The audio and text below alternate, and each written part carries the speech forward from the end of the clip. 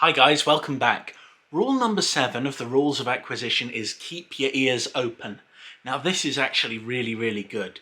It's important to keep your ears open because you've always got to be on the lookout for better deals, right? Your better deals from suppliers, that is perfect, all right? But it's also good to keep your ears on your competition as well. Know what your competition's doing. Benchmark. It's like analyze your competition, what they're doing, do it better.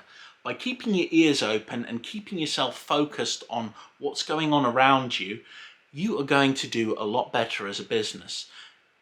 When you've got options, listen to them. Like say, for example, somebody wants to do a review of your store. They want to review your restaurant. Listen to what they have to say, but also look at what they've done for other people. Always keeping your ears open is a great way to make sure that your business is going to do well, because you're always going to be on the lookout for new things. If you want to learn new things about marketing, if you want to learn new things that will help your business, keeping your ears open, always absorb as much knowledge as possible. But remember, you need to always put that knowledge into practice. It's pointless knowing something without doing it. Anyway, hope that helps, and on to the next one.